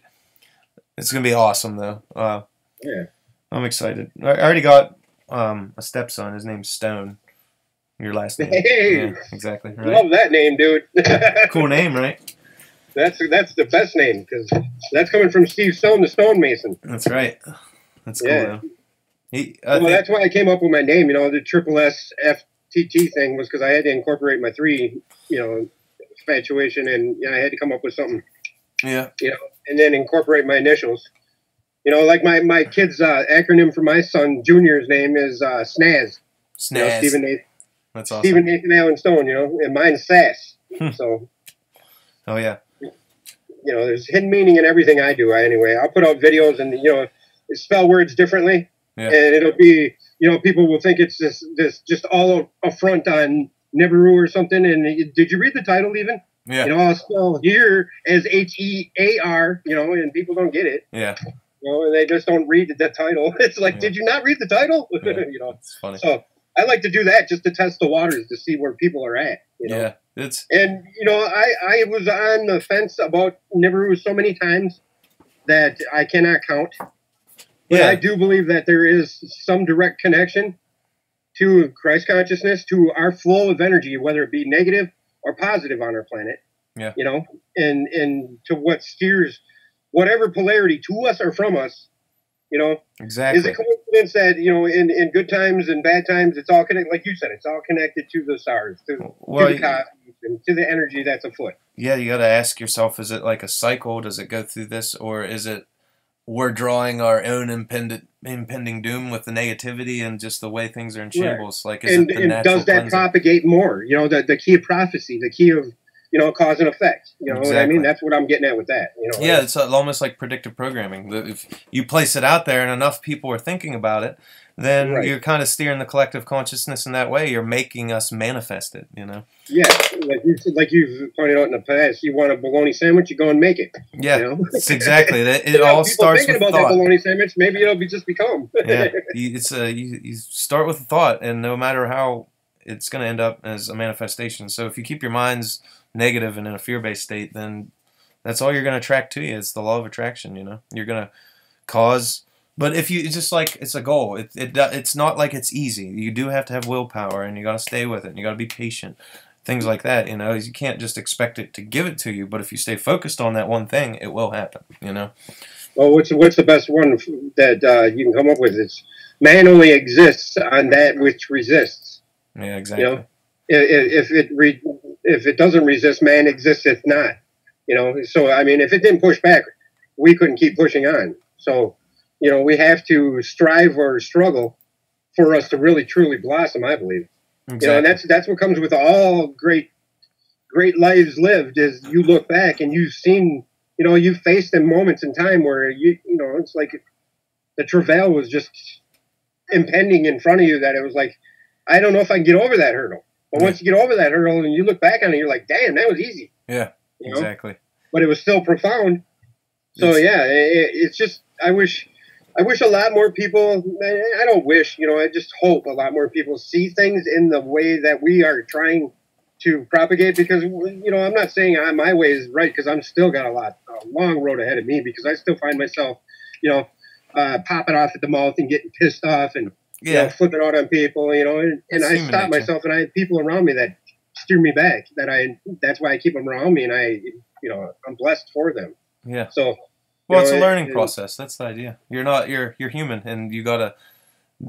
Sometimes the lesson repeats itself a few times before you get it. Oh, more than a few. More than a few. It's like smoking a cigarette. You know that damn thing's killing you. Yep. Exactly. It. You can't take the breath in when you're breathing it, but you still want it. Yep. It's you'll learn, and you learn to choose your battles and just continuously do better. As long as you're continuously growing, learning, and doing better, that's all you can really ask. And not to ask too much of others too, to kind of be patient with them is a lesson in itself, because not everybody's going to be on the same page, and one day they will get it. One day they will get what you're saying. It might be 3 weeks later, be like, oh wow, that shit he was talking about the other day, Yeah, right. It's you got to find your medicine. I've been with my wife for 26 years, and if you've been with anybody around anybody, even your parents, your brothers, your sisters, anybody that long, and you're going to know exactly what the other person's thinking before you even say what you're going to say. So you're almost answering yourself when you just know what they're going to say. You know what I'm talking about there? Yeah. So my point is with, it's just a feedback loop that exists, but you still continue to throw that wrench in that. And that's where we got to learn. That's where I'm trying to learn not to do. Yeah. And I don't know if you're following me on that, but. Yeah, it's you can't sabotage yourself, You got to kind of go with the flow, and the best thing to do is just listen to that inner voice, that higher self, because it's never wrong. It'll say, hey, don't spend this money. It'll say, hey, don't do this. Hey, don't do that. And sometimes we stubbornly don't listen, but every time it's right. It's always fucking right. Right. And that's like the oversoul, like I was talking about. I never finished my point on that.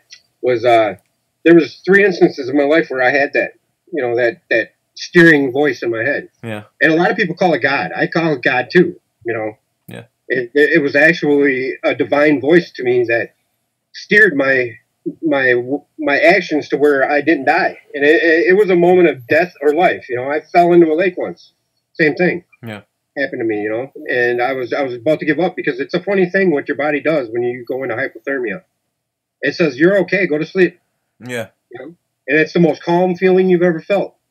And I was like, oh man, and I knew I was going to die, and I started crying and flipping out, and had my life flash, and all of a sudden this voice said, he's coming back, don't worry. My buddy ended up hanging on in the front of the boat and came back with the boat full of water, and he drives past me, and I'm just ecstatic, like, oh, he's coming back. I'm happy again, Yeah. And he drives right by because he's emptying the boat out with water. He had the plug pulled, Yeah. And he's flying by me. I'm like, dude. But my point is that there's points in life where we all have experienced that, I think.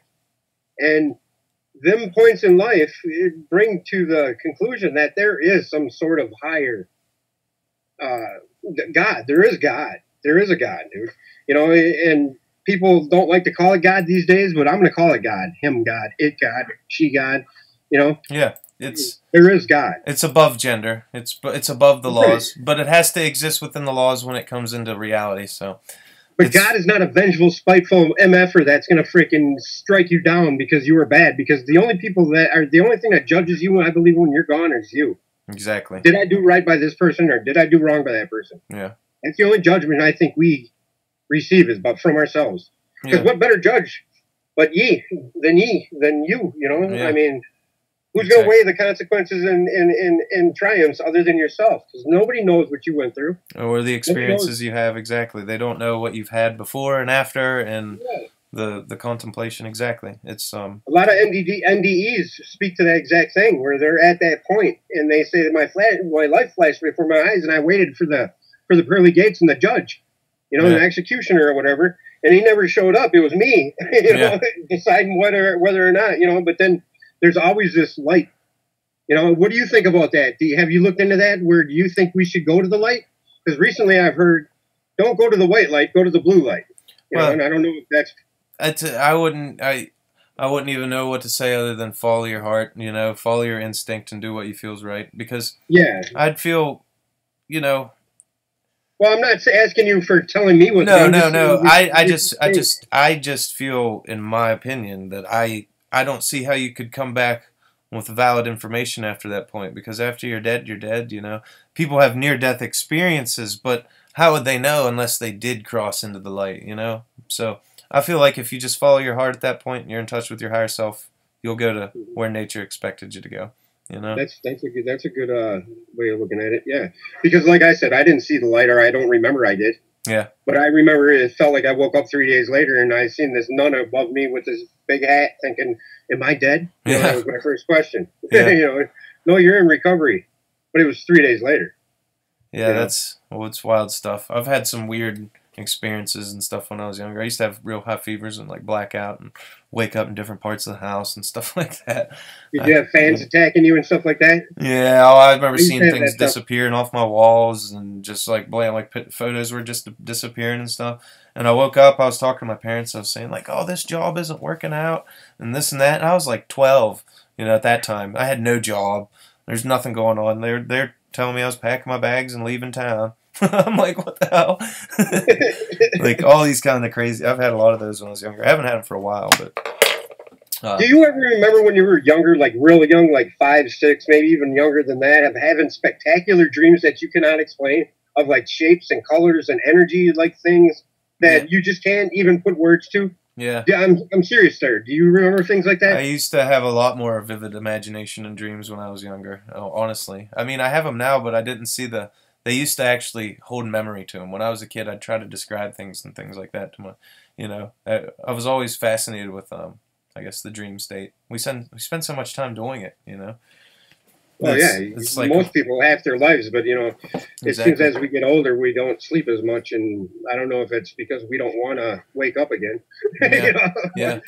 Because how many people have went to sleep, flat, busted ass broke, had a dream that you won $1 million or you had $1 million and you believed it. You woke up, you looked over, and you were in the same damn shithole you were when you went to bed, and it was you wanted to wake up to that. So that's what I mean by that. Yeah.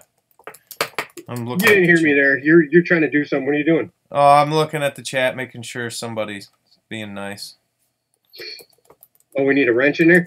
I don't know. I'm asking. Somebody's saying asshole. Yeah, that's what I was making sure nobody's getting rude there. Oh, there's only 6 people in there and they're bickering? Well, yeah, it just got lower. I think a lot of people said night. Yeah, they're fighting over flat earth, aren't they? Probably. They're so fucking stupid, dude. All right, guys. But yeah, come on, guys. If it does not matter where we're at.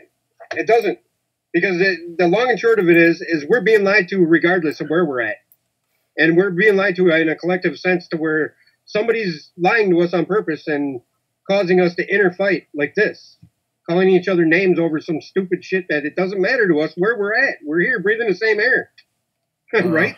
That's what I think of it. I mean, exactly. But whatever. Yeah, on that note, let's put this forth for maybe a repetitive weekly thing and see how it goes, man. Yeah, for sure. I'd like to have you on. I got an interview tomorrow. It's 11 o'clock here, so we'll have to wrap it up anyway. Well, it can be earlier than this next time, but I mean, it doesn't have to be tomorrow. Hey, I got an interview tomorrow. I want you to check in and see it. I might, if I can do it live, I'll have you stop in the comments and stuff, and we'll have you ask some questions too. Because Mr. BB33, we gotta give him some questions.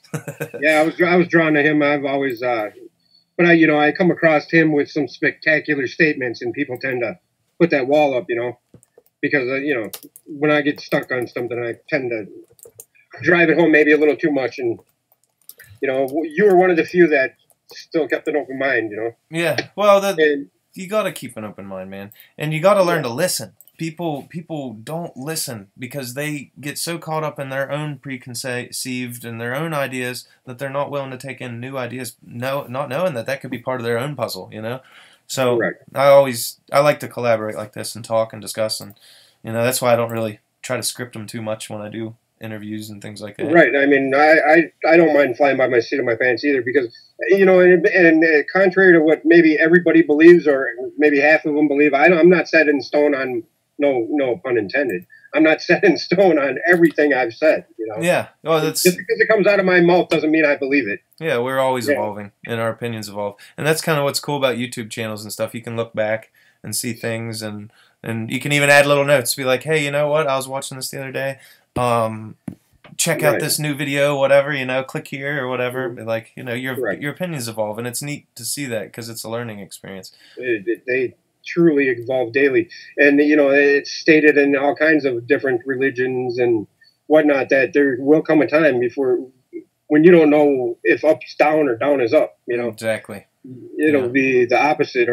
But I want to plug my I started a GoFundMe campaign ever since I caught that UFO video, and I was on that primitive $50 telescope with my cell phone trying to get it in the eyepiece. It was the most frustrating thing. I did it with a live stream, dude.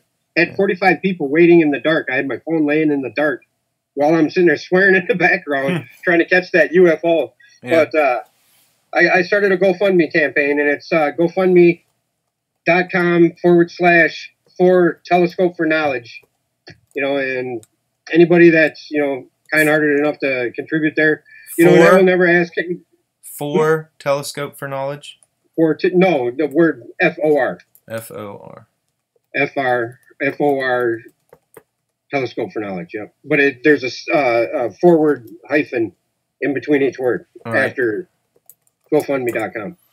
All right, I'll put that up there, and I'll make sure to put that in the regular video description as well, just to help you out. Awesome. I set a lofty goal of $5,000, but whatever. I want to get something big that we can actually see a license plate on Mars. No, I'm just kidding. Well, no, you can get some really good stuff. I showed a video. If you watch back earlier, you'll see some of the videos I was sharing as we were talking and stuff. And I showed one where this guy has a high-quality telescope. He zoomed into the moon so close that it's literally looking like there's a hologram glitching on the moon as it goes up. And it's intense. It's some of the best footage I've ever seen. You know who Bruce Seasall is? Have you ever watched his channel? Yeah, I know. I'm familiar with the name, yeah. Yeah, he did a GoFundMe campaign. That's where I got the idea from, man. He's got this huge 11-inch, it's just this big, massive scope, and it's just like, wow. Oh, hell yeah. And I was talking to Rex. He ended up getting one and got a camera that can like live stream and stuff, but he can't get anybody to calibrate it for him. He's sitting there like, oh, I've had this for like a year and I can't do shit with it because my, it's not self-calibrating it? It's not equatorial calibrating or anything like that? Well, like I guess the zoom on the lens and like the micro zoom, like the camera zoom can like have like a feedback, like where it's kind of blurred. Oh, you know what I mean? Because you're looking through a lens. In the mirrors and all that. Yeah, and it's complicated, man. But I mean, when you look through them, you can see real good. So I mean, there's ways to just actually get a live feed plug and just get the digital information to upload. Yeah, just straight from the without going through the telescope. Yeah, without looking through the lens, it's just all digital. Yeah. That's the best way to go. Yeah, that's what I'm after is something like that. Oh yeah. But it costs a lot of money for something like that. Yeah, well, I mean, you could get one for probably a couple $1,000 and do really well with it, man. And like if you could just sit there and live stream the moon, like say nights the full moons or the supermoons are, just put it out there. You wouldn't even have to talk, man. You could just let that go, let people watch it, and that reminds me. What are your thoughts on the recent water receding from Ecuador? Now this is something you're going to have to research because Mr. MBB333 is big on this recently. I know there's a lot of volcanoes and calderas and stuff popping up under the ocean and all kinds of stuff, man. But his take on it is it's because he's got somebody that lives there, and they said it's a UFO hotspot, and that has something to do with it. It could be. Very much. So do some back research so you got some good questions for him tomorrow, man, because he's on that topic right now. Oh, yeah. I'll definitely be asking him. What you think it has to do with the volcanoes and whatnot? Well, I mean, those volcanoes and everything that's going underneath the ocean, but that's just there's a lot of weird stuff going on with volcanoes and things like that. So I mean, like receding water like that could definitely come up from a sinkhole or a volcano, something bulging or pulling back somewhere and just changing the land underneath. But UFOs would always be the best place to hide. Would be the ocean. Well, maybe it's the UFOs that are the sand cartels, dude. Maybe they're taking all the sand out of the ocean, and now it's like fucking falling back. All right, bro. Nice. All right. I'll see you. Yeah, anytime, man. All right, buddy. I'm gonna go ahead and end the call for us. Hey, and like I always say, love, peace, chicken grease. Love, peace, and chicken grease, buddy. All right, man. One for one, baby. Later on, man. All right, see ya. All right, guys. I hope you all enjoyed that, and thanks for watching. I'm gonna go ahead and end the stream now.